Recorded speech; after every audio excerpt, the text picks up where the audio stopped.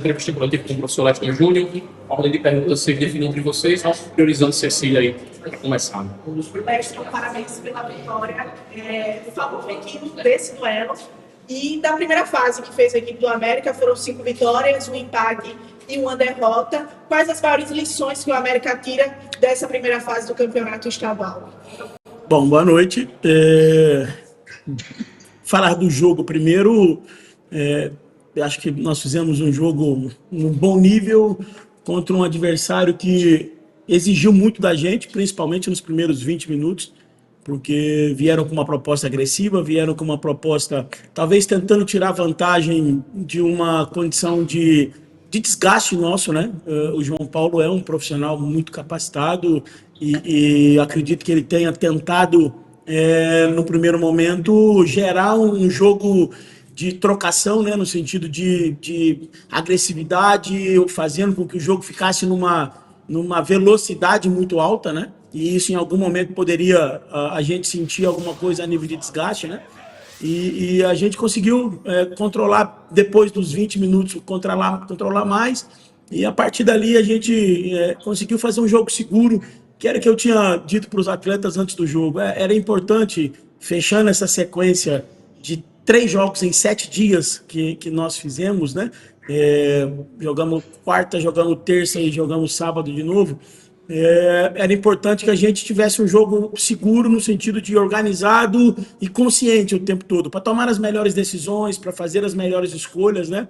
Eu acredito que na maior parte do tempo nós fizemos, né? E fizemos os gols, poderíamos ter feito mais, tivesse um pouquinho de capricho, e o Santa Cruz, volta a repetir, né, nos exigiu bastante e fez um jogo, talvez, eu não gosto de comparar adversário, mas acho que talvez tenha sido assim, um adversário que mais criou dificuldade para a gente, principalmente no início do jogo, com uma postura muito agressiva. Nós enfrentamos basicamente, e aí já entrando na competição como um todo, nós enfrentamos basicamente a maioria dos adversários muito atrás. E hoje nós enfrentamos um adversário que marcou lá em cima, que pressionou lá em cima, né? Então, assim, eu penso que nós fizemos tudo aquilo que foi planejado na pré-temporada e no planejamento do clube no início do ano, na minha chegada.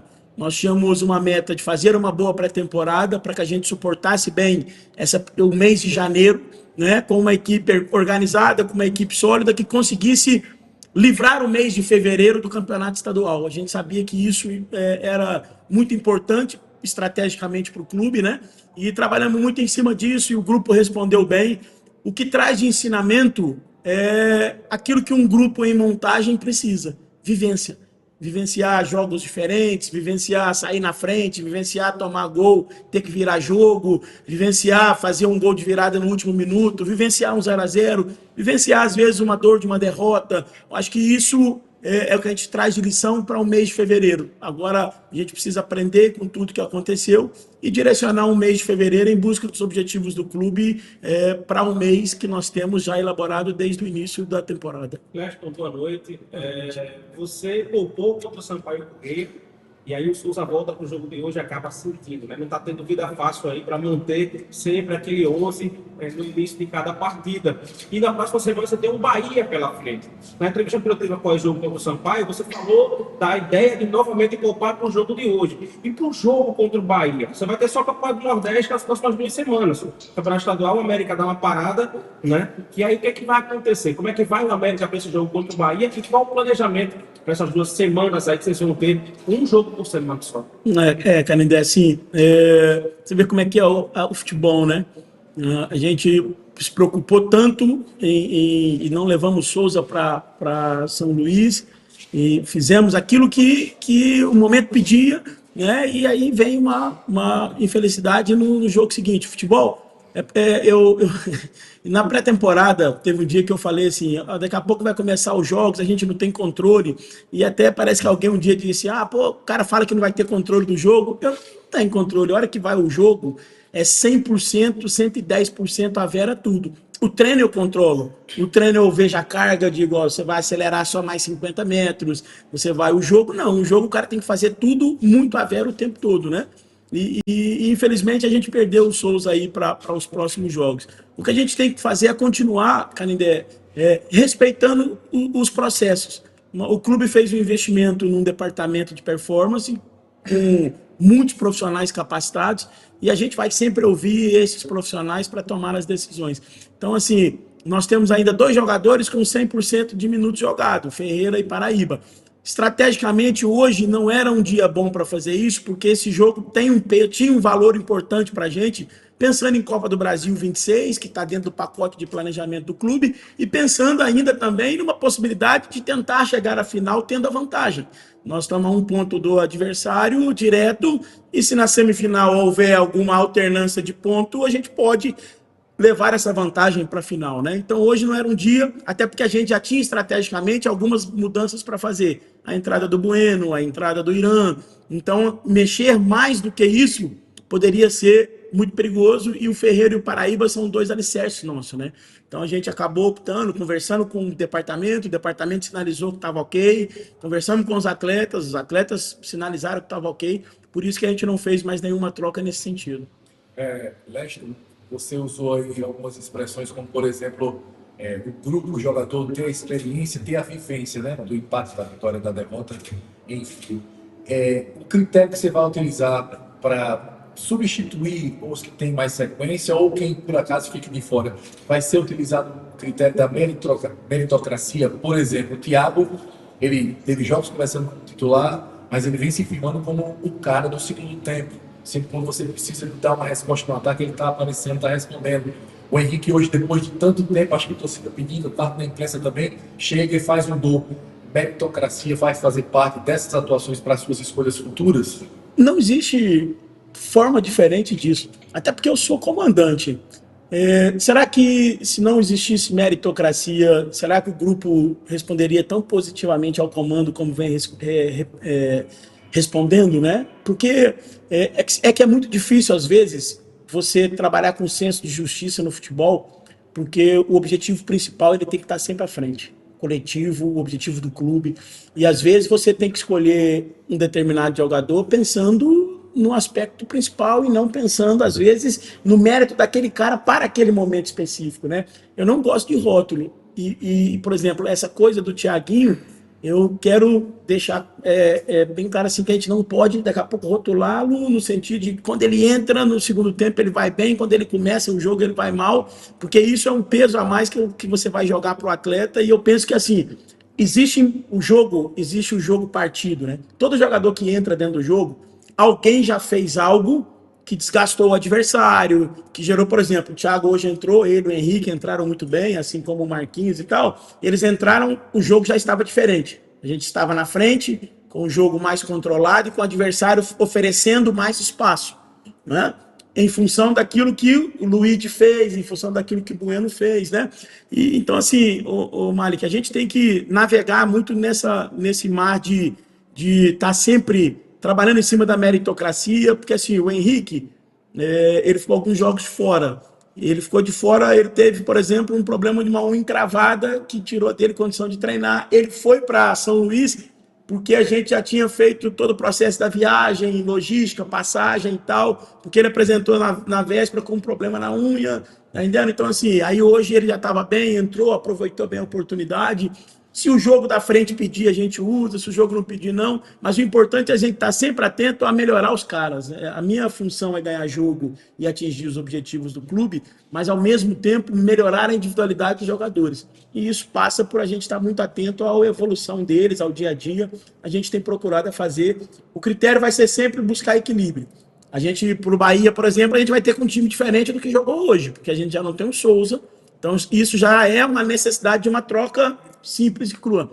A gente vai pensar de agora até no dia do jogo a melhor situação para que a gente tenha um time em condição de fazer um grande jogo, porque é preciso fazer um grande jogo contra um adversário do potencial e do poderio que tem o Bahia. Eu, Leston Ícaro, aqui da Jovem Pan. Vocês têm agora uma sequência de 2 jogos pela Copa do Nordeste, Bahia e Confiança. Provavelmente os jogos serão aí nas quartas-feiras do meio de semana, né? Pode ser um da Copa do Brasil, né? 19 Exato, data. 19 tem essa data também, né?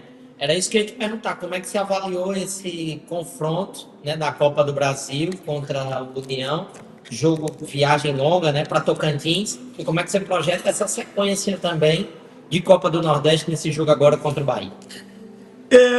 Bom, a gente ainda tem esse jogo do Bahia numa sequência ainda com menos tempo de recuperação, onde a gente não vai conseguir, talvez, treinar da forma que a gente precisa e gostaria, né? Porque a gente precisa recuperar os jogadores, porque, como eu te disse, os jogadores hoje, nós fizemos o terceiro jogo em 7 dias com uma viagem para São Luís, porque às vezes parece assim, pô, uma viagem e nós voamos aqui meio-dia, chegamos lá às 5 da tarde. Mas a viagem, ela começa quando o cara sai de casa, 8 da manhã, vem para o clube, vai para o aeroporto, espera no aeroporto. Então, são 10 horas. Nós temos 2 profissionais aqui que viajaram para São Luís e eu tenho certeza que foram, né, mais ou menos nessa linha também, 10, 12 horas no translado todo, né? Então, assim, a gente vai primeiro pensar no jogo do Bahia, recuperar bem o máximo possível os jogadores para a gente jogar contra o Bahia. A partir do jogo do Bahia, a gente vai começar a jogar de forma um pouco mais espaçada. Aí ali a gente tem que pensar em recuperar alguns jogadores que precisam de um trabalho especial de recuperação e começar a treinar de novo. Treinar a parte tática, treinar tecnicamente, treinar fisicamente, porque tudo que a gente fez até hoje é reflexo do que a gente fez na pré-temporada. De jogo para jogo, a gente só mudou na conversa, no vídeo, 10 minutinhos, 15 minutinhos no campo, sem marcação, sem nada, só com os jogadores fazendo movimento, sem objeção. Então, tudo que a gente fez até hoje foi em função do que nós construímos na pré-temporada. Agora, depois do jogo do Bahia, a gente fica numa condição de treinar e aí focar muito naquilo que a gente tem de Copa do Brasil, porque é uma competição importante no sentido de aspecto financeiro e esportivo também do clube, e da Copa do Nordeste. Mas sem deixar de frisar aqui que o primeiro objetivo do clube na temporada, o maior dele é o acesso à Série C. O segundo maior objetivo é a conquista do título estadual e depois as 2 Copas. A gente vai muito forte para essa semana de fevereiro, perdão, a nível de Copa do Brasil e Copa do Nordeste, mas nós não vamos tirar o foco do que é o principal. Nesse momento, o estadual e depois, na sequência, a série D do Campeonato Brasileiro. Ô, Leste, Hugo Fernandes, CBN Natal, analisando o contexto do América nessa temporada, o América você sempre colocou sempre avulsos para jogar, né? Utilizou o Giva, utilizou o Taylor, e você hoje teve boa parte da partida sem um 9 de ofício e sem um camisa 10, que o Souza é um 10. Queria que você explicasse essa variação de jogo sem essa figura mais fixa, né? Embora o Ricardo Bueno também desça, também tenha a facilidade de sair da área. No jogo do Sampaio, no segundo tempo, a gente também ficou sem centroavante, né? Porque o Taylor lesiona no intervalo e a gente volta com o Antônio fazendo um quadrado no meio-campo, fazendo um meio-campo com 4 homens, né? E com 2 atacantes de lado, fazendo esse movimento de fora para dentro, para que a gente não perca a agressividade. A gente tenha o controle do centro e ter agressividade com esses jogadores de lado, né? E a gente tinha mais ou menos preparado isso para hoje. Em algum momento a gente utilizaria, né? Por mais que nós tivéssemos o Fernando no banco, mas o Fernando volta da Copa São Paulo com uma lesão e ele demora um pouco a voltar a treinar, então a gente está fazendo todo o processo com ele, porque a gente também não pode ser irresponsável e colocar um atleta sem que ele esteja, né, em condição plena para jogar. Então é uma joia do clube, mais ou menos como eu falei lá atrás do Henrique, né? A gente tem que saber a hora e o momento de fazer para que a gente possa potencializar o garoto e não criar dificuldades para o garoto, né? Então, assim, a gente já tinha mais ou menos conversado que a hora que a gente perdesse o Bueno, em algum momento a gente ia perder, era impossível o Bueno conseguir fazer 90 minutos, nós reproduzíamos aquilo que nós fizemos contra o Sampaio. Tem um meio campo com 4 homens, e aí hoje diferente, nós deixamos o Antônio mais por trás, e ficou Marquinhos e Ítalo por dentro ali, né? E aí com o Henrique e Thiaguinho fazendo esse movimento de fora para dentro, e o Henrique fez o gol fazendo esse movimento. Nós tivemos outras jogadas que poderiam ter terminado em gols dela também, e o Thiaguinho, mais uma vez, aproveitou bem aquilo que ele tem de capacidade. É um jogador que tem ímpeto de gol, né? E isso é legal, isso é importante sempre ressaltar, porque ele entra e ele sempre tem vamos dizer assim, esse imã, né, dessa bola da área. Ele está sempre encostando, está sempre chegando, né? Então é uma situação, é uma variação que em algum momento a gente pode voltar a usar. Tomara que a gente não use por não ter alguém à disposição, e a gente tenha todo mundo, Taylor, Bueno, Giva e Fernando à disposição para a sequência da temporada. Everton, o América é a equipe com mais gols nesse campeonato por suplentes. Tem 6 gols marcados, mais 2 hoje, tem 4. Como você observa esse movimento, é algo que você trabalha para ele melhorar na segunda etapa? Fala um pouco sobre isso. É um pouco daquilo que eu disse anteriormente, assim, né? Existem fases do jogo. Eu digo sempre assim, ó, os primeiros 30 minutos do jogo, para mim, ele é muito físico. Ele é muito físico, todo mundo muito inteiro fisicamente, tem pouco espaço, tem muita disputa, muita briga. O segundo terço do jogo ali, que são os 15 finais do primeiro tempo, os primeiros 15 do segundo, ele é um jogo mais tático, porque o espaço começa a acontecer e quem gere melhor esse espaço, ofensivamente ou defensivamente, leva vantagem ali. A última parte do jogo, ela é técnica, porque tecnicamente você tem muito mais espaço, muito mais condição de definir, né? Por exemplo, o movimento que o Henrique faz do gol, ele faz o gol com capacidade técnica. Nos primeiros 30 minutos do jogo, não tem uma jogada daquela desenhada, porque os dois times estão muito compactos, estão muito próximos. Então, ou seja, conseguir entender as fases do jogo é um ponto importante, que a equipe está cada vez mais ganhando maturidade nisso, né?